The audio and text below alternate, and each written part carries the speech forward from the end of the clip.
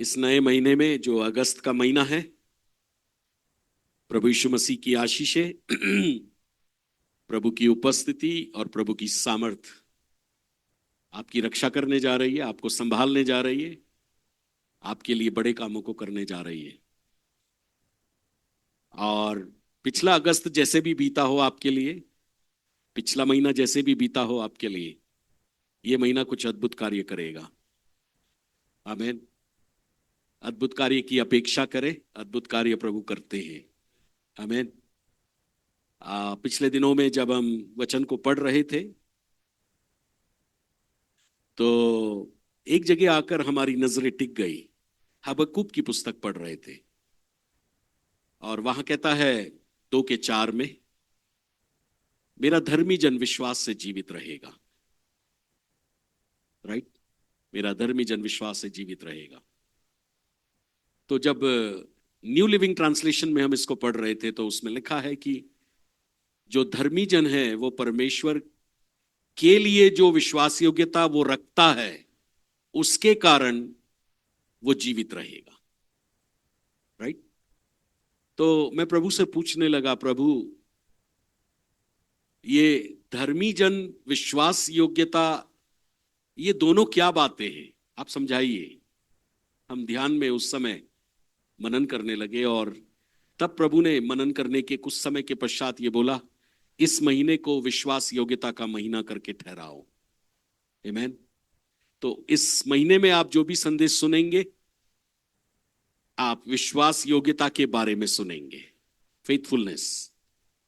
Bible के अंदर विश्वास योग्यता विश्वास से उत्पन्न होती है। जहां विश्वास नहीं होगा वहां विश्वास योग्यता उत्पन्न नहीं हो पाएगी। समझ रहे हैं बात को? विश्वास योग्यता का उत्पन्न होना विश्वास से है।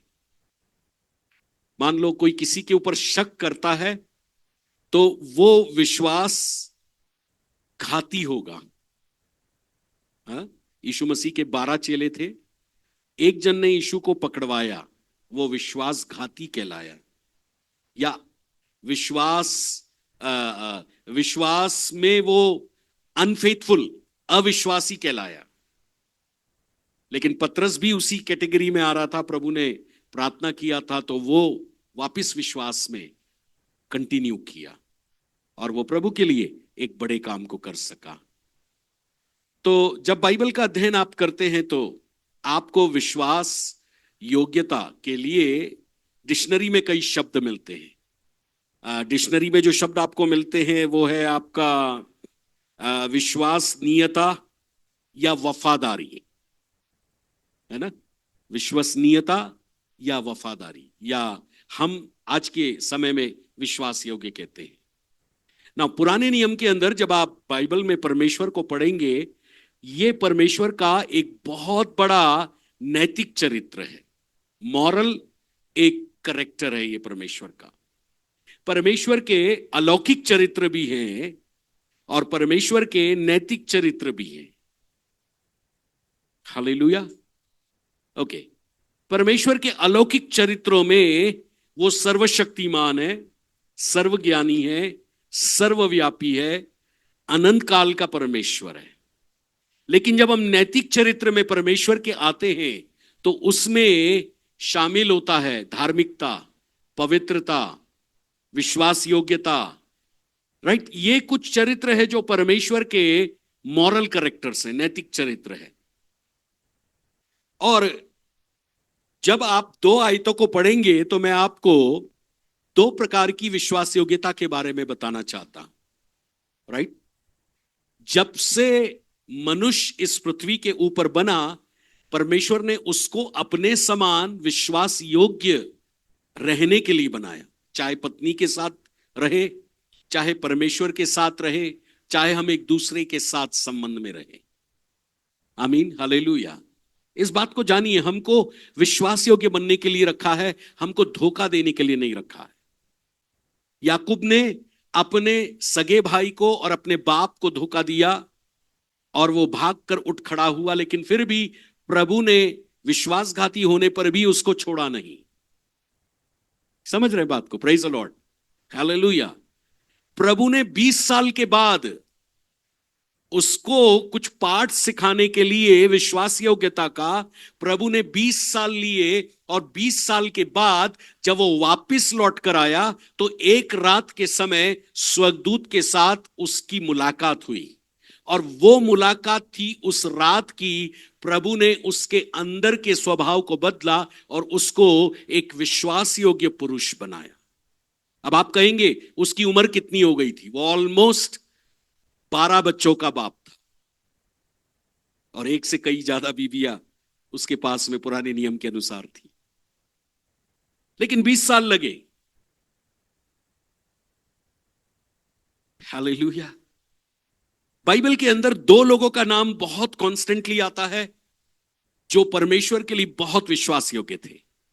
नंबर 1 मूसा, यदि आप इब्रानी 3 अध्याय पढ़ेंगे 1 से 6 तक, और नंबर 2 यीशु मसीह, जो मानव बनकर के आया, मेरे और आपके लिए क्रूस पर मरा, गाड़ा गया, जिंदा हुआ और स्वर्ग गया। लिखा है मूसा परमेश्वर के सारे घर में विश्वास योग्य सेवक के समान था। He was like a servant। लेकिन यीशु के लिए आगे लिखा है यीशु मसीह परमेश्वर की सारी कलीसिया में जो उसका घर है उसमें विश्वास योग्य पुत्र है। Praise the Lord. मूसा सेवक था, लेकिन यीशु मसीह पुत्र है ना। परमेश्वर इन अंत के दिनों में जो बड़ा काम कर रहा है हर एक कलीसिया में, पूरे विश्व के अंदर, परमेश्वर ऐसे लोगों के लिए अपने पुत्र यीशु को भेजने वाला है जो जीवन भर उसके लिए विश्वास योग्यता के साथ मरते दम तक विश्वासी निकले। ऐसे लोगों को प्रभु ले रहा है। प्रभु उन लोगों को लेने के लिए नहीं आ रहा है जो रोटी कपड़ा मकान दुकान और तमाम चीजों के पीछे बस केवल अपना समय खर्च करते हैं और प्रभु के राज्य की खोज नहीं करते। हालेलुया। हाँ, विश्वास योग्यता, जब मैं उस वचनों को पढ़ रहा था हबक्कूक की पुस्तक में, तो मैं ये पा रहा था हबक्कूक की पुस्तक बहुत अच्छी है, 3 अध्याय केवल। और हबक्कूक की पुस्तक के अंदर में जब आप बाइबल का अध्ययन करते हैं, बड़े भविष्यवक्ता जैसे यशाया, यिर्मयाह और एजकेल और दानियल, ये बड़े भविष्यवक्ता मेजर प्रॉफिट्स कहलाते हैं बाइबल थियोलॉजी की लैंग्वेज में। लेकिन माइनर प्रॉफिट्स में जो छोटे भविष्यवक्ता है, होशे से लेकर मलाकी, होशे, योएल, आमोस, ओबद्या, योना, मीका, नहूम, हबक्कूक, सपनिया, हाग्गै, जकरिया, मलाकी, ये छोटे प्रॉफिट्स हैं। और इनके अंदर टोटल 17 पुस्तकें हैं वो प्रॉफिट्स की। इनके अंदर 3 खंड है। मुझे वहां इसलिए आपको समझाने के लिए जाना पड़ेगा क्योंकि हबक्कूक की बात हम कर रहे थे। हम पढ़ लेते पहले हबक्कूक की पुस्तक, उसका 2 अध्याय, the book of Habakkuk chapter 2। जो ऑनलाइन लोग हैं, हिंदी की बाइबल में 1088 1088, राइट। किसी को मिलता है तो पढ़िए। हबक्कूक 2:4।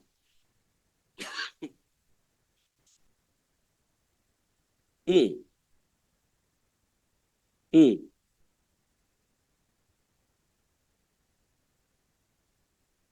जीवित रहेगा।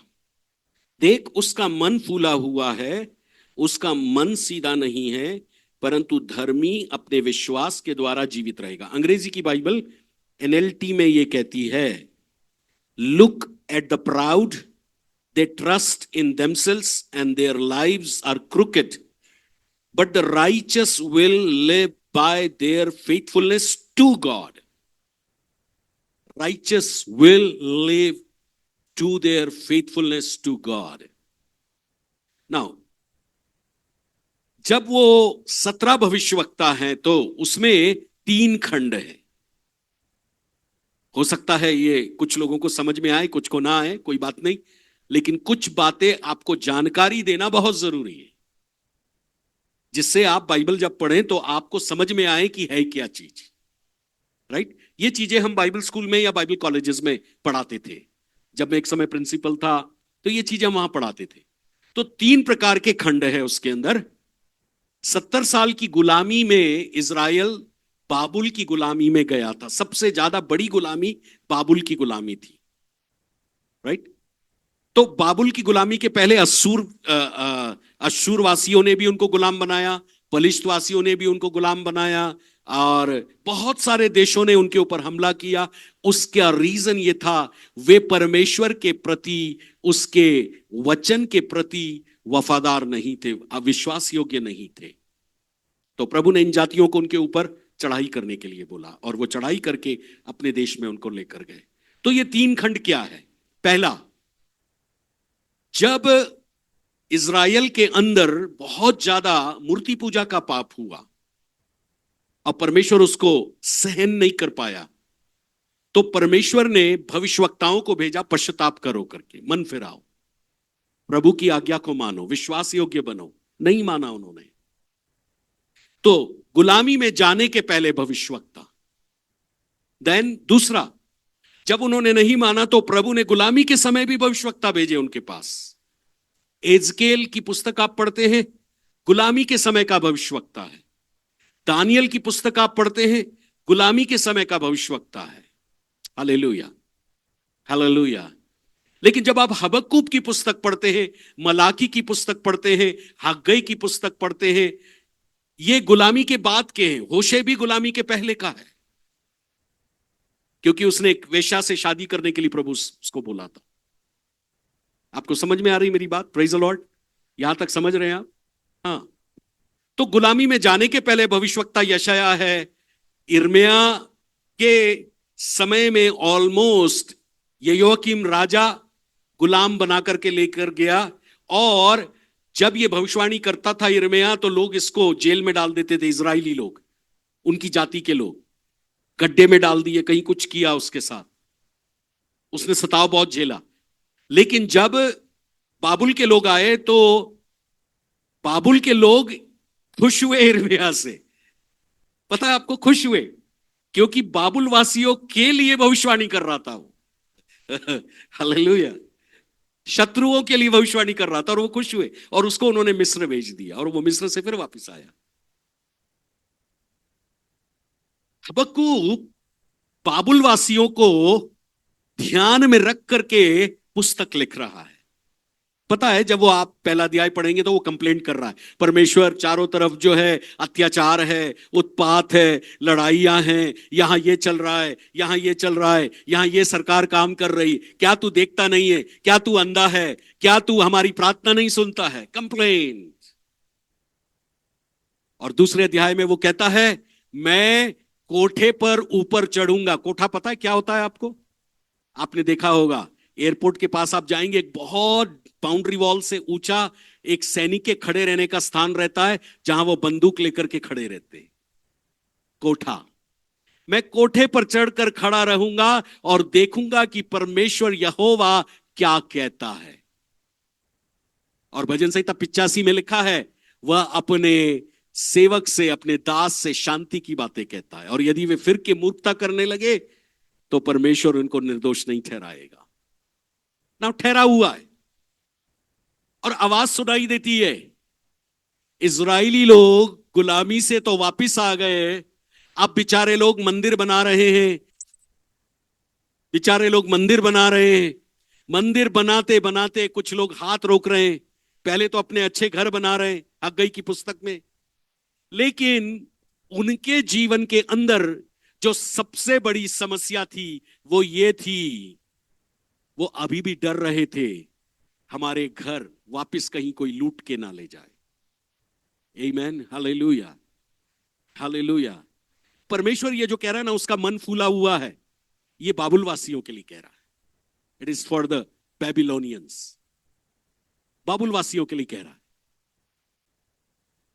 परमेश्वर। ये कह रहा है, वहां बाबुलवासी लोग मेरी प्रजा को गुलाम बना करके ले गए, उन्हें 70 साल रखा, उन्हें खत्म कर दिया, उन्हें सब कुछ उनके साथ करने के बाद भी बाबुल वासियों ने पश्चाताप नहीं किया, सच्चे यहोवा को नहीं जाना, उनका मन अभी भी उन जो बाबुल की देवी देवताएं हैं उस पर घमंड कर रहे हैं, और अभी भी वो लोग परमेश्वर को सच्चा परमेश्वर नहीं मान रहे। उनका मन कठोर हो गया है, उनका मन घमंड से भर गया है, और उनको ऐसा लगता है इस दुनिया के अंदर हमसे बड़ी कोई ताकत नहीं है।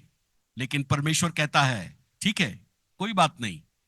परमेश्वर कहता है मेरा धर्मी जन यदि मेरे वचन पर चलकर मेरे वचन में विश्वास योग्य रहेगा तो वो उस विश्वास योग्यता के कारण जीवित रहेगा।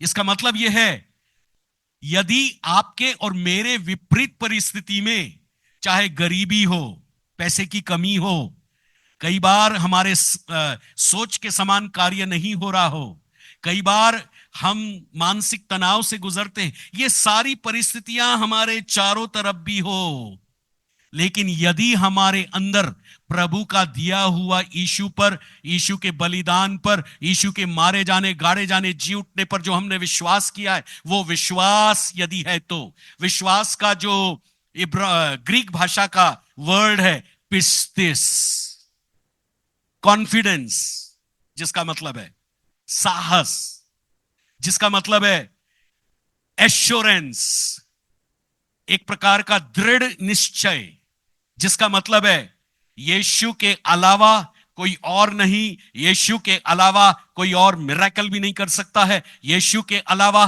कोई मेरी परिस्थिति को नहीं बदल सकता है। यदि ये दृढ़ विश्वास पिस्तिस आपके अंदर है तो वो पिस्तोस में चेंज होता है, फेथफुलनेस। आप में से जितने लोग विवाहित है, आपकी शादी हुई, एक दिन का बड़ा जश्न हुआ, लेकिन शादी के बाद जो रियल लाइफ शुरू हुई, जो जो लोग बुढ़ापे तक, मृत्यु तक अपनी पत्नी के साथ, अपने पति के साथ ईमानदार रहते हैं, उन्होंने एक दिन पिस्तिस विश्वास चालू किया था शादी करके, पिस्तोस में वो मृत्यु तक परिवर्तित हो रहे हैं, विश्वास से विश्वास योग्यता पे। और आप जानिए विश्वास योग्यता पवित्र आत्मा का एक फल है जो 9 फल में से है, और वो पवित्र आत्मा यीशु पर विश्वास करने के कारण मुझको और आपको दे दिया गया है। आमीन बोलिए, आमीन। तो आपको जो विश्वास योग्य बनना है, अपनी ताकत से नहीं, अपनी कुवत से नहीं, परंतु प्रभु के पवित्र आत्मा को जितना आप अपने मन के अंदर काम करने की अनुमति देंगे। बाहरी दुनिया की बात नहीं हो रही है, मन फूला हुआ है,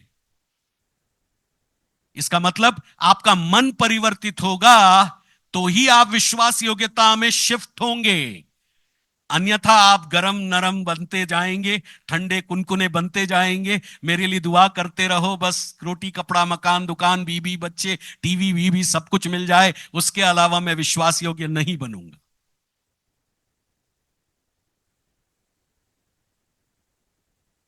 विश्वास योग्य बनना आपके हृदय का पवित्र आत्मा के साथ मिलकर एक कार्य है। आमीन। अय्यूब के साथ इतना नुकसान हो गया, शायद मैं और आप अय्यूब की जगह होते तो बोलते क्या परमेश्वर, मैं इतनी प्रार्थना करता हूं, सुबह उठता हूं, हर समय अपने बच्चों के लिए सुबह 4 बजे उठ करके दुआ करता हूं और एक भी बच्चा नहीं बचा, क्या परमेश्वर, आप क्या परमेश्वर हो। लेकिन उसने कहा यहोवा ने दिया, यहोवा ने लिया, उसका नाम धन्य है। तो हम इस महीने में, ये मेरा परिचय था, ठीक है, यहां तक। इस महीने में हम विश्वास योग्यता पर 4 संदेश जरूर सुनेंगे, लेकिन 2 संदेश, एक संदेश है परमेश्वर की विश्वास योग्यता, फेथफुलनेस ऑफ गॉड, और दूसरा संदेश होगा फेथफुलनेस टू गॉड, परमेश्वर के लिए विश्वास योग्यता। चलिए हम बाइबल निकालते हैं और इन दो शब्दों को हम देखते हैं, faithfulness of God and faithfulness to God.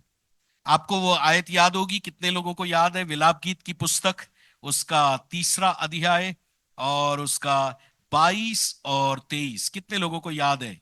हम मिट नहीं गए, यह यहोवा की महाकरुणा का फल है। हाँ, क्योंकि उसकी दया अमर है, प्रतिभोर वह नई होती रहती है, तेरी सच्चाई महान है। पढ़िएगा। हाँ, नहीं, उसी को ही, उसी को ही। हम्म। हाँ। ओके। हाँ। हाँ। मेरे मन ने कहा। जी। हाँ। हाँ। ओके, अब विलाप गीत की पुस्तक को आप पढ़ लीजिए किसी दिन। खाने को नहीं है, भैंसों को गायों को चारा नहीं है, घोड़ों को घास नहीं है, चारों तरफ हाहाकार मचा हुआ है पूरे शहर में। सारे बाबुलवासी आ रहे हैं, जो गर्भवती स्त्रियां हैं उनके पेटों को चीरकर बच्चों को निकाल कर फेंक रहे हैं, आदमियों को मार डाल रहे हैं, कई स्त्रियों को गुलाम बनाकर अपने उधर लेकर शारीरिक संबंधों में उन्होंने जो है खराब कर दिया। ऐसी एक अवस्था में विलाप गीत, विलाप का मतलब होता है दुख से भरा हुआ गीत, इर्मिया ने गाया। राइट।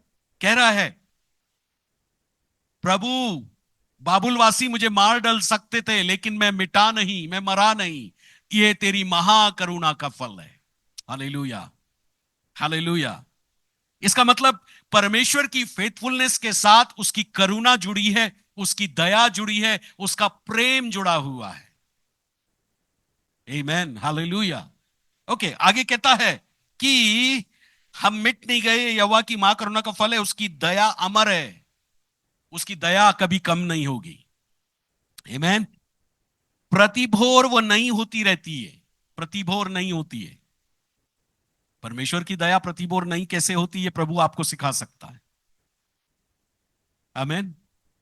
और तेरी सच्चाई महान है ना। बाइबल को जब आप अध्ययन करते, इंग्लिश और हिंदी के अंदर में शब्दावली में बहुत हेरफेर किया गया है, क्योंकि उन दिनों में जब डिक्शनरी नहीं थी, विलियम कैरी ने जब बाइबल का अनुवाद किया तो उस समय हिंदी की डिक्शनरी विलियम कैरी ने बनाई, बंगला की डिक्शनरी विलियम कैरी ने बनाई 18वीं शताब्दी में कलकत्ता में रहकर। तो उन दिनों में ज्यादा शब्द नहीं थे, शायद विश्वास योग्य शब्द, विश्वास योग्यता शब्द नहीं होगा, उसने सच्चाई शब्द डाला है। मैं इंग्लिश में पढ़ रहा हूं, आप ध्यान से सुनिए। 3 का 23 and 24, Lamentations chapter 3 verse 23. The faithful love of the Lord never ends, his mercy never ceases. Great is his faithfulness, his mercy begin afresh each morning. Great is his faithfulness. उसकी विश्वास योग्यता जो है वो बड़ी है। बोलिए, परमेश्वर की विश्वास योग्यता बड़ी है। तो आप सच्चाई शब्द पुराने नियम में कहीं पर भी पाएंगे, सच्चा या सच्चाई, आप उसको फेथफुल पढ़िएगा, ईमानदार। एक जगह और दिखाऊंगा मैं आपको, भजन संहिता की पुस्तक। आज हम कुछ आयतें थोड़े ज्यादा खोलेंगे, ठीक है। उसका 100वां अध्याय, साम्स चैप्टर नंबर 100, और इसके अंदर 5 वचन है। 4 वचन कहता है, उसके फाटकों से धन्यवाद, उसके आंगनों में स्तुति करते हुए प्रवेश करो, उसका धन्यवाद करो, उसके नाम को धन्य कहो, क्योंकि यहोवा भला है, उसकी करुणा सदा के लिए, उसकी सच्चाई पीढ़ी से पीढ़ी तक बनी रहती है। उसकी फेथफुलनेस पीढ़ी से पीढ़ी तक। नाउ इसको कनेक्ट करिए। यदि प्रभु की सच्चाई दिन प्रत्येक दिन नहीं होती जाती है, इसका मतलब एक पीढ़ी को प्रभु अपनी फेथफुलनेस दिखाता है, वो लोग जीवित रहते हैं, तब उनके बच्चे बड़े होकर वो लोग जो है प्रभु की फेथफुलनेस को देखते हैं। ये लोग मर जाते हैं, बुजुर्ग लोग, अब उनकी नई पीढ़ी आती है, और अब तक 6000 साल से ज्यादा आदम के बनाने के बाद गुजर चुके हैं, प्रभु की सच्चाई, प्रभु की ईमानदारी, प्रभु की वफादारी आज आदम को बनाने में जैसे थी, यीशु को दुनिया में भेजने जैसे थी, वैसे आज भी कायम है। तो हमको निरंतर प्रभु की विश्वास योग्यता पर भरोसा रखना है कि वो मेरे लिए बड़े काम करेगा, अद्भुत काम करेगा, क्योंकि उसकी सच्चाई पीढ़ी से पीढ़ी तक बनी रहती है। आमीन। ना केवल उसकी सच्चाई पीढ़ी से पीढ़ी तक बनी रहती है, 36 भजन को आप जब 36 भजन को पढ़ते, 5 और 6 में उसकी सच्चाई लिखा है, अनंत है, इटर्नल है। हालेलुया। तो अभी हम पहले वाले इस पर मनन कर रहे हैं, और वो है परमेश्वर की विश्वास योग्यता। ओके, एक और आयत जाएंगे हम, 2 तिमोथी। आप कहेंगे ये तो पुराने नियम की बात है, उसका 2 अध्याय और 13वां वचन। 2 तिमोथी चैप्टर 2 एंड वर्स 13। इसमें ऐसा लिखा है, पेज नंबर 295, यदि हम अविश्वासी भी हो तो भी वह विश्वास योग्य बना रहता है, क्योंकि वह अपने आप का इनकार नहीं कर सकता। अंग्रेजी में लिखा है, वो जो अस्तित्व में यहोवा पाया जाता है, who he is, he can not regret himself, वो फेथफुल बना रहेगा। ओके। रोमियो की पुस्तक 3 अध्याय, यहां लिखा था, हम यदि अविश्वासी भी हो जाए तो भी वह विश्वास योग्य बना रहता है, क्योंकि वह अपने आप का इनकार नहीं करता। अब यहां पर मैं आपका ध्यान इस बात की ओर ले जाना चाहता हूं कि यदि आप परमेश्वर के फेथफुलनेस के बारे में और जानकारी चाहते हैं तो वो आपको कहां से मिलती है। 3 अध्याय, रोमी 3rd चैप्टर 1st वर्स, अतः यहूदी की क्या बड़ाई या खतने का क्या लाभ, हर प्रकार से बहुत कुछ पहले तो यह कि परमेश्वर का वचन उनको सौंपे गए। यदि कुछ विश्वासघाती निकले तो क्या हुआ, क्या उनके विश्वासघाती होने से परमेश्वर की सच्चाई, फेथफुलनेस, व्यर्थ ठहरेगी?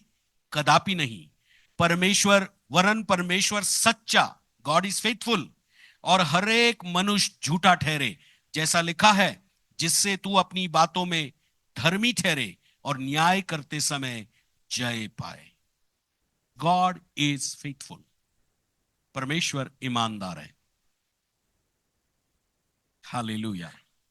आप किसी भी परिस्थिति में हो, आप किसी भी जगह हो, आप किसी भी समस्या का सामना कर रहे हो, यदि आपने यीशु पर विश्वास किया है, बपतिस्मा लिया है, पवित्र आत्मा पाया है, वचन पाया है, आप सच्चे परमेश्वर को, फेथफुल परमेश्वर को जानने के कारण वो आपके साथ कुछ बड़े काम कर सकता है, लेकिन डिपेंड करता है आपके हार्ट की कंडीशन पर। आप सोचते हैं कुछ नहीं होगा, तो कुछ भी नहीं होगा। आप सोचते हैं कुछ होगा, तो होगा। आप कहते हैं जो मैंने नहीं देखा वो मैं देखूंगा, बिल्कुल आप देखेंगे। आपके हार्ट का जो फेथ है, वो विश्वास योग्यता में जब परमेश्वर के लिए परिवर्तित होता है, वहां पवित्र आत्मा कार्य करके जो पिता परमेश्वर का सच्चाई का या फेथफुलनेस का स्वभाव है, जो यीशु मसीह का फेथफुलनेस का इस दुनिया में 33.5 वर्ष जो उन्होंने बिताए, क्रूस पर मरने तक अपने आप को उन्होंने दे दिया, वो स्वभाव पवित्र आत्मा के फल के चलते आपके अंदर उंडेला जाता है, और वो आता है परमेश्वर के वचन से। कनेक्शन पॉइंट फेथफुलनेस, आप इधर है, परमेश्वर की फेथफुलनेस इधर है, इन दोनों को कनेक्ट करने वाला जो है परमेश्वर का वचन है। पढ़िए भजन संहिता 119, भजन संहिता 119, और ये बहुत छोटा भजन है।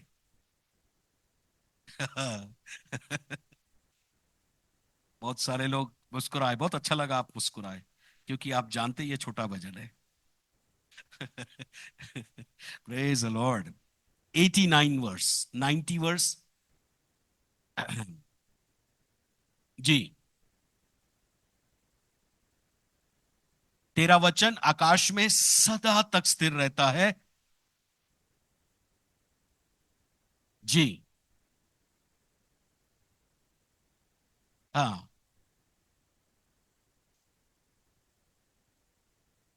यस। तेरे अधीन है। तेरा वचन पीढ़ी से पीढ़ी तक, जो वचन परमेश्वर का है वो पीढ़ी से पीढ़ी तक कैसे बने रहता है। जैसे उदाहरण के लिए ध्यान से सुने, आप में से बहुत सारे लोग प्रथम पीढ़ी में हैं जिन्होंने प्रभु को पाया है। आप में से बहुत सारे लोग मेरे समान द्वितीय पीढ़ी में हैं। आप में से बहुत सारे लोग तृतीय पीढ़ी में हैं। जो प्रथम पीढ़ी के लोग हैं उनको वचन मिला, यीशु मारा गया, गाड़ा गया, जिंदा हुआ, उन्होंने ये सच्चाई को सुना और उस मृत्यु पर उन्होंने विश्वास किया, उस गाड़े जाने पर विश्वास किया। उस सच्चाई को जब उन्होंने ग्रहण किया तो उस फेथफुलनेस को प्रभु ने उनके अंदर उद्धार को लाकर दे दिया। आमीन। जब उनके बच्चे घर में बड़े हुए, उन्होंने भी यीशु को ग्रहण किया उस सच्चाई को सुनकर, तो वो सच्चाई जो आपके अंदर थी, फेथफुलनेस, वो ट्रांसफर हो गई आपके बच्चों के अंदर। उन्होंने भी ग्रहण किया, उन्होंने भी बपतिस्मा लिया, उन्होंने भी पवित्र आत्मा का दान पाया। और यदि नहीं पाया है तो अभी से प्रार्थना करना शुरू करें। आपकी पत्नी ने यदि उद्धार नहीं पाया है, पति ने उद्धार नहीं पाया है, तो आप प्रभु की सच्चाई को प्रार्थना में उठाते हुए बोलिए, प्रभु तू मुझे बचाने में फेथफुल है, तो तू मेरे पार्टनर को बचाने में भी फेथफुल है, मेरे बच्चों को भी बचाने में फेथफुल है। आमीन। और परमेश्वर इनकार नहीं करेगा उस प्रार्थना को सुनने के लिए। लेकिन कई बार हम परमेश्वर की फेथफुलनेस के ऊपर एक बड़ा प्रश्न चिन्ह लगा देते हैं, होगा कि नहीं। और मैं आपको बताऊं, नहीं होगा। क्योंकि बाइबल ये कहती है कि जो शक में होकर मांगता है वो उस समुद्र की लहर के समान है, चंचल है, जो उठती है और गिरती है और अपने मन में वो स्थिर नहीं है। आपके मन की स्थिरता बहुत जरूरी है विश्वासियों। जब आप प्रभु के पास आए, आपके मन के अंदर जब तक आप स्थिर नहीं होंगे, आप प्रभु के साथ विश्वास योग्यता में परिवर्तित नहीं होंगे। कई लोग बोलते हैं ना, ब्रदर पता नहीं मेरे साथ ही ऐसा क्यों हो रहा है। अरे भैया, सबके साथ होता है। एक मां बनती है 9 महीने, सबके साथ प्रॉब्लम होती है। एक आदमी कमाने जाता है, सबके साथ प्रॉब्लम आती है। एक बहन खाना बनाती, तेल गिर जाता है, सबके साथ होता है कभी ना कभी। आप अनोखे नहीं है, मेरे ही साथ हो रहा है। अरे पता नहीं दांत का दर्द आपको नहीं हुआ कभी, आपको होगा तो पता चलेगा। मुझे दांत का दर्द जो हो रहा है ना, आप क्या जानो, होगा तब देखेंगे। अभी तो नहीं हुआ ना। हालेलुया। परमेश्वर मुझको और आपको ऐसा व्यक्ति बनाना चाहता है जो आंधी तूफान हो या गरम नरम हो या दिमाग के अंदर में टेंशन हो या पैसों की कमी हो, इस बारे में भी हमको वो फेथफुल बनाना चाहता है, जिससे कि हम चीजों को ना देखें लेकिन विश्वास योग्य परमेश्वर को देखें। हालेलुया। आदम को परमेश्वर ने आज्ञा मानने के लिए बोला था, उसने आज्ञा तोड़ दी। पता है क्या हुआ? जब उसने आज्ञा तोड़ी तो वचन नहीं माना एग्जैक्टली। और जब वचन नहीं माना तो क्या हुआ पता है? उसने वास्तविक रूप में प्रभु के साथ जो उसकी वाचा थी वो तोड़ दी उसने। होशे 6:7 कहता है कि आदम ने परमेश्वर के साथ वाचा तोड़ दी। इसका मतलब परमेश्वर का वचन जो आप सुनते हैं, पढ़ते हैं, मानते हैं, जिस दिन आप इस वचन के अनुरूप चलते नहीं है, दिखावा हो जाता है, ध्यान दीजिएगा, वो विश्वासघाती अवस्था में आप अपने आप को डाल देते। हालेलुया। लेकिन यीशु मसीह दुनिया में आया, परमेश्वर पिता की इच्छा 33.5 साल जब उन्होंने इस दुनिया में रहकर के पूरी किया, वो परमेश्वर के वाचा में बने रहे और उसने लहू बहाकर मुझे और आपको भी उस वाचा के अंदर लेकर के आया। लेकिन सोचिए आप, परमेश्वर कितना विश्वास योग्य है। मैं जब इन बातों का अध्ययन कर रहा था, मनन कर रहा था, मैं ये सोच रहा था परमेश्वर कितना विश्वास योग्य है। आदम हवा ने पाप किया, पत्ते लपेट लिए अंजीर के, बेचारे थोड़ी देर के बाद धूप आई, वो पत्ते गिर गए, फिर नंगे हो गए। लेकिन परमेश्वर ने एक मेमने को बलि करके चमड़े के अंगरखे उनको पहनाए। इतना ईमानदार परमेश्वर है। और सोचिए, मैंने और आपने जो पाप किया था, हमारे पापों का दोष और सब कुछ, श्राप, बीमारियां यीशु पर लाद दिया गया। और जो कोई यीशु को ग्रहण करता है, अब यीशु के धार्मिकता के वस्त्र यीशु उसको देता है, ताकि यीशु जैसा विश्वास योग्य इस पृथ्वी पर हर एक दिन हम प्रभु के लिए जीकर हो सके।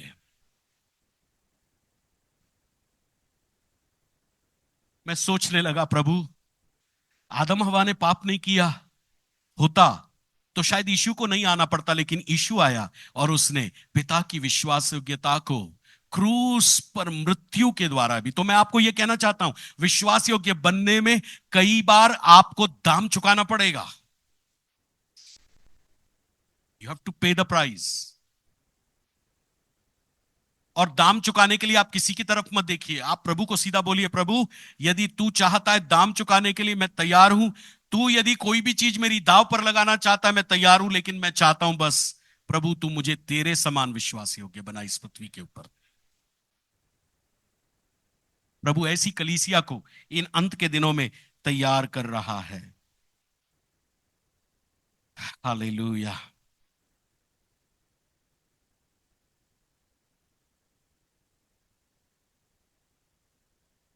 कौन कौन सी बातों में परमेश्वर विश्वास योग्य, मैं आज उन बातों पर आपका ध्यान ले जाना चाहूंगा। और फिर अगले सप्ताह हम परमेश्वर के लिए विश्वास योग्य कैसे होंगे, उस बारे में हम मनन करेंगे। तो ये भाग 1 होगा आज का, विश्वास योग्यता, परमेश्वर की विश्वास योग्यता, गॉड्स फेथफुलनेस या फेथफुलनेस ऑफ गॉड। लेकिन अगले सप्ताह फेथफुलनेस टू गॉड होगा, परमेश्वर के लिए हम विश्वास योग्य बनते हैं। हालेलुया। ओके, क्या आप तैयार हैं? करीब करीब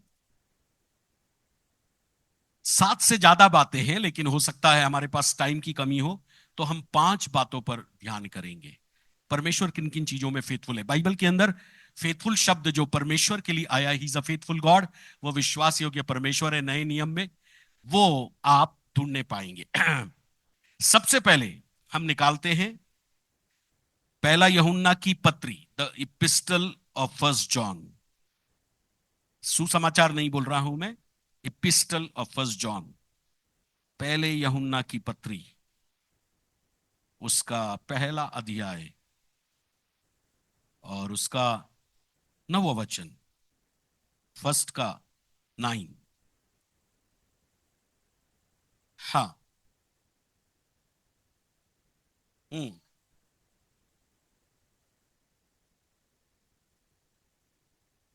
ओके, फर्स्ट पॉइंट यह है, परमेश्वर मेरे और आपके पापों को क्षमा करने में विश्वास योग्य है और धर्मी भी है। ठीक है, बोलिए, परमेश्वर विश्वास योग्य है पापों को क्षमा करने में, पापों को क्षमा करने में विश्वास योग्य है। एक आयत और पढ़ लीजिए और फिर हम कुछ सुनेंगे इसके बारे में। नीति वचन 28 का 13। ओके, पहला यूहन्ना में ही चलिए, वापस वापस वापस पहले यूहन्ना में चलिए। मैं वहां आपको एक स्पेसिफिक चीज दिखाना भूल गया। पहला यूहन्ना पहला अध्याय और उसका 10वां वचन, यदि हम कहें हमने पाप नहीं किया तो हम उसे झूठा ठहराते और उसका वचन हम में नहीं है। राइट। और पद 8 में लिखा है, यदि हम कहें कि हमने कुछ पाप नहीं करते तो अपने आप को धोखा देते और हम में सत्य नहीं है। ओके, अब आप चलिए नीति वचन की पुस्तक, book of proverb, chapter 28 and verse 13 में लिखा है, जो अपना पाप छिपा कर रखता है उसका कार्य सफल नहीं होगा, परंतु जो मान लेता है और छोड़ देता है उस पर दया की जाएगी। जो अपने अपराध छिपा रखता है उसका कार्य सफल नहीं होता, परंतु जो उसको मान लेता और छोड़ भी देता है उस पर दया की जाएगी।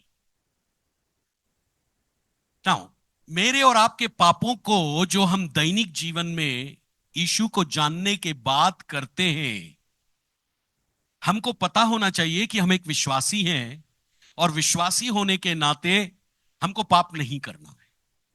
बोलिए, पाप नहीं करना है। लेकिन मान लो यदि पाप किया, हो गया, किया, तो क्या है?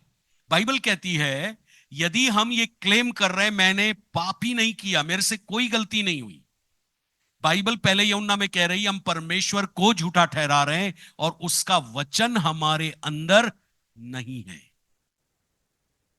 लेकिन जब हम अपने पापों को कन्फेस करते हैं कि प्रभु ये मेरे से गलती हो गई, मैं माफी चाहता हूं और मैं दोबारा इस गलती को रिपीट नहीं करना चाहता हूं, तो ध्यान दीजिएगा, वहां पवित्र आत्मा कायल करने वाली शक्ति के द्वारा शैतान की शक्ति को जो हमारे अंदर काम कर रही थी पाप की, उसको तोड़कर अलग कर देता है। और शैतान को यीशु ये कहता है मैंने इसका न्याय पाप का कैलवरी के क्रूस के ऊपर किया है। मेरे ये हाथों के छेद, मेरे पांवों के छेद, मेरे पसली का छेद, मेरे जो ताज है और जो पीठ के जो कोड़ों के निशान है, ये इस बात का प्रतीक है। ये जब माफी मांग रहा है, मैंने इसका न्याय पाप का पेनाल्टी देकर चुका दिया है।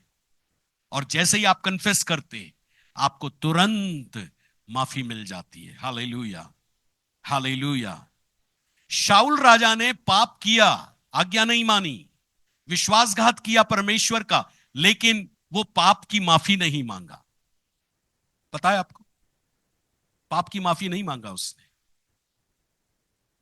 कई लोग हैं मन को कठोर कर लेते हैं और पाप की माफी नहीं मांगते हैं। मन को कठोर मत कीजिए प्रियो। आपका मन जितना देरी आप लगाएंगे पाप करने के बाद कठोर करने के लिए या माफी ना मांगने के लिए, उतना आप प्रभु की प्रेजेंस से, प्रभु की उपस्थिति से, उसके भरपूरी से, उसकी सामर्थ्य से, उसके वचन से आप दूर होंगे। इस बात को जानिए। मान लो आप ड्यूटी पर है और आपसे कोई गलती हो गई, या आप गल्ले पर बैठे कुछ गलती हो गई, कुछ सेकंड ले और बोलिए मैं 1 मिनट के लिए आ रहा हूं, कहीं एक अकेले स्थान में जाकर जस्ट कुछ सेकंड या मिनट की दुआ करके वापस लौट आए और उस समय में पश्चाताप करके अपने प्रभु के साथ अपना रिश्ता ठीक कर ले। आपको कांस्टेंट 24 आवर्स परमेश्वर पिता, पुत्र, पवित्र आत्मा के साथ वचन के जरिए से रिश्ते में रहने के लिए आपको पुत्र करके प्रभु ने बुलाया। Hallelujah, hallelujah. जब आदम ने पाप छिपाया, पता है बाइबल कहती है आदम ने पाप छिपाया। यदि आप, मेरे पास टाइम नहीं है, अय्यूब की पुस्तक 31 अध्याय 33 वचन में लिखा है आदम ने अपना पाप छिपाया। आदम ने अपना पाप छिपाया, माफी नहीं मांगा उसने। इसीलिए हीरोज ऑफ फेथ जो इब्रानी 11 अध्याय के अंदर है, आदम से वंशावली शुरू नहीं हो रही है, परंतु वहां हाबिल से वंशावली शुरू हो रही है। He was not a man of faith. वो विश्वास योग्य नहीं निकला, विश्वासघाती हो गया। लेकिन जब आप माफी मांग लेते हैं उड़ाऊ पुत्र की तरह और प्रभु से कहते हैं प्रभु तेरे अलावा कोई नहीं, बस मेरे से ही गलती हो गई, मुझे तेरे साथ रहना भला है प्रभु, मैं दुनिया में चला गया था कुछ समय के लिए, मुझे माफ कर।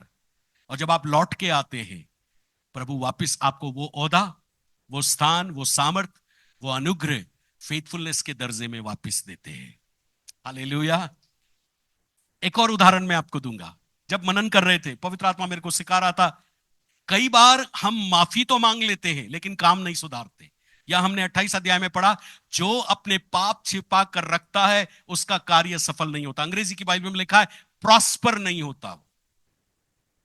इसका मतलब प्रॉस्पेरिटी में परमेश्वर के साथ उसके वचन को मानकर एग्री होना और अपने पाप को छोड़ना प्रॉस्पेरिटी का एक साइन है। यदि हम प्रॉस्पर नहीं हो रहे तो हम चेक करें, मेरे कुछ छिपे हुए पाप हैं मेरे मन के अंदर जिसके कारण मैं प्रॉस्पर नहीं हो पा रहा हूं, उन्नति नहीं पा रहा हूं। और वहां लिखा है कि जो अपना पाप छिपा कर रखता है उसका कार्य सफल नहीं होता, परंतु जो मान लेता है, कन्फेस कर लेता है और छोड़ देता है, उस पर दया की जाएगी। हालेलुया। जब दया हमको मिलती है, पता है क्या होता है? जैसे एक बच्चा फेल होने वाला होता है, 100 में से उसको 33 नंबर चाहिए लेकिन 29 आए, टीचर जब अपनी तरफ से दे देती है, वो ग्रेस, वो दया उसको मिल जाती है। हम जीने के लायक नहीं थे, लेकिन प्रभु हमको माफी मांगने के कारण हमारी उम्र को और बढ़ा देता है। हालेलुया। प्रभु जक्कई से बात कर रहा था मेरे से। जक्कई ने जब प्रभु उसके घर में आए, ऊपर प्रभु को देखने के लिए गया, पेड़ पर बैठा था, प्रभु ने कहा मैं तेरे घर चलूंगा, खाना खाऊंगा। जक्कई वहां गया और जक्कई बैठा हुआ था, यीशु भी बैठे थे और जितने चुंगी लेने वाले सबकी एक भीड़ लगी थी, चेले भी वहां थे। और अचानक जक्कई खड़ा होता है और उठ करके बोलता है, प्रभु मैं तो पापी हूं। वहां लिखा नहीं है, मैं ऐसा मनन कर रहा था।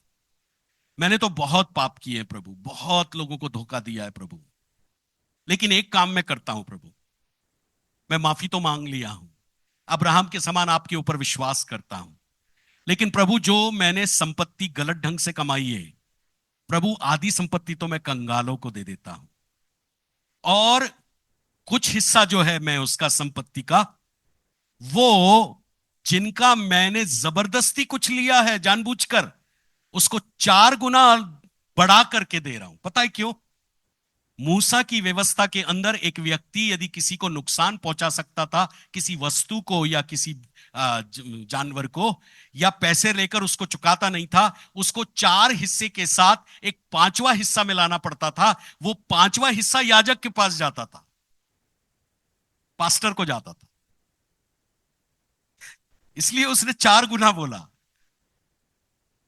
पास्टर को देने के लिए, यीशु को देने के लिए नहीं बोला उसने, 4 गुना फेर देता हूं। और मैं सोच रहा था, उसके पास जितनी संपत्ति होगी वो सब बंटवारा करके प्रभु के पीछे चला आया हूं, विश्वास योग्य बन गया हूं।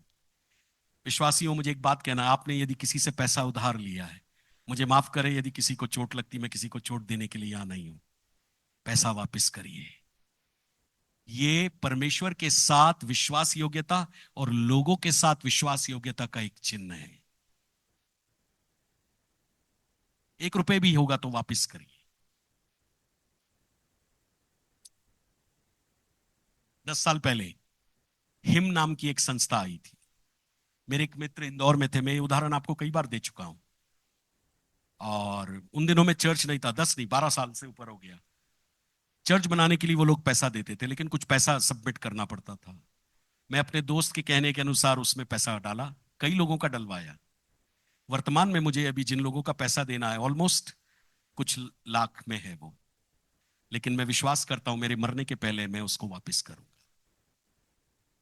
मैं जब बाइबल को पढ़ा, शैमुएल जब बुढ़ा हो गया, अपनी सेवा पूरी किया, लोगों को इकट्ठा किया और बोलता है, मैंने तुम्हारा चांदी सोना लिया है कि बताओ, मैं तुम्हें वापस करने के लिए तैयार हूं। पौलुस जब अपनी सेवा पूरा किया, प्रेरितों के काम 20 अध्याय के अंदर, सारी कलीसिया के अगुओं को इकट्ठा करता और बोलता है कि मैंने तुम्हारा सोना चांदी का लालच किया हो या कपड़े का, मुझे बताओ, मैं अभी देने के लिए तैयार हूं। और फिर वो आखिरी में कहता है, क्योंकि क्योंकि लेने से देना धन्य है। वो ये कहता है। चर्च, हमको ये सीखना पड़ेगा। पहले तो हम विश्वासी से पैसा ना लें, ये बात को आप अपने दिमाग में बसा लें। अन्य जाति से भी लें तो वापस करें, अपनी गवाही को अच्छा रखें। यह भी जक्कई के समान पाप क्षमा में आता है। रेस्टोरेशन, रेस्टिट्यूशन अंग्रेजी का वर्ड है। रेस्टोर करना, बहाल करना।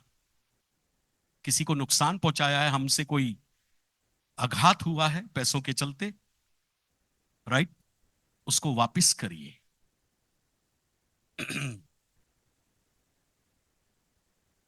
सीख रहे हैं आप कुछ? जब आप वापस करेंगे ना, आप विश्वासघाती नहीं होंगे, आप विश्वास योग्य होंगे।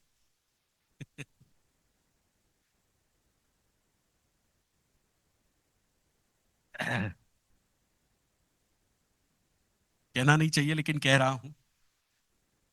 किसी के कपड़े लेकर आपने जरूरत के समय पहना हो, वो पहन लिए कोई बात नहीं, एक नया जोड़ा सामने वाले को खरीद के दे दो। यही विश्वास योग्यता है।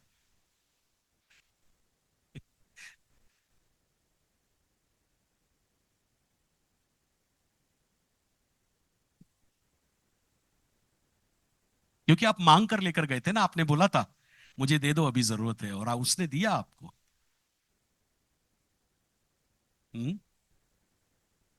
Praise the Lord. समझ रहे हैं बात को? कन्फेशन के अंदर केवल बाहरी हिस्सा नहीं आता है। जब आप कन्फेस करते, पता उसका रिजल्ट क्या है? मानने पर, पाप मानने पर चंगाई है ना। याकूब 5:15 और 16 कहता है, तुम आपस में एक दूसरे के सामने अपने अपराध को मान लो जिससे तुम चंगे हो जाओ। और फिर लिखा है 16 वचन में, क्योंकि धर्मी जन की प्रार्थना के प्रभाव से बहुत कुछ हो सकता है। तो जब आप अपनी गलती को मान लेते हैं और दूसरे को माफ कर देते हैं, आप धर्मी की कैटेगरी में, विश्वास योग्यता में आ जाते हैं। और प्रभु कलीसिया को इसी कैटेगरी में चाहता है। आप बोलेंगे ब्रदर मेरे ऊपर तो कर्जा बहुत है, मैं क्या करूं? कुछ नहीं करिए, प्रभु का अनुग्रह मांगिए। एलीशा के दिनों में जो प्रॉफिट था, उसकी देहांत हो गया, उसके ऊपर बहुत कर्जा था। उसकी पत्नी एलीशा के पास आई और पूछती मैं क्या करूं। बर्तन लाने के लिए बोला और एक हांडी तेल को छोड़ कुछ नहीं था। और एलीशा ने बोला तेल को डालते जाओ, डालते जाओ, डालते जाओ। और डालते गए और तेल थम गया। जब सारे बर्तन भर गए, एलीशा के पास वापिस आई, पूछती अब क्या करूं। बोले अब जाकर इसको मार्केट में बेचो और जिनका भी कर्जा है तुम्हारे पति का, वो वापस कर दो। और उसने किया, और जो बच जाएगा उससे अपना जीवन निर्वाह करो। विश्वास योग्यता की श्रेणी में केवल हम माफी मांगने वालों में से नहीं है प्रियो, लेकिन कई जगह हमारे कामों को हमको सुधारना पड़ेगा। ये बहुत इंपॉर्टेंट बात मैं बोल रहा हूं आप। हालेलुया। समझ रहे हैं मेरी बात को? ओके, आंखों को बंद करें कुछ क्षण। यदि आपके मन में पवित्र आत्मा जक्कई की तरह ये डालता है कि आपने लिया है किसी से, जरूरत के समय आप वापस नहीं कर पाए, कोई बात नहीं, एक क्षण के लिए आप खड़े हो जाएं और प्रभु के पास आप प्रार्थना करें। मैं आपको जोर से प्रार्थना करने के लिए नहीं बोल रहा हूं। हन्ना मनी मन प्रार्थना कर रही थी और प्रभु उसके आंसुओं की प्रार्थना को सुनकर उसको, जब वो वापिस गई, गर्भ धारण करने की सामर्थ्य दिया। वही आपका भी परमेश्वर है। एलीशा को जो वचन मिला, बर्तनों को तेल से भर दो, आपको जो प्रभु आगे करने के लिए कहेगा वो सुनने की कोशिश करना। आप सफल व्यक्ति बनेंगे, कर्जे से छुटकारा पाएंगे। कर्जा किसी भी कारण हो, प्रभु आपको विश्वास योग्य होकर अपनी दौड़ को पूरी करके जाने के लिए बोलता है।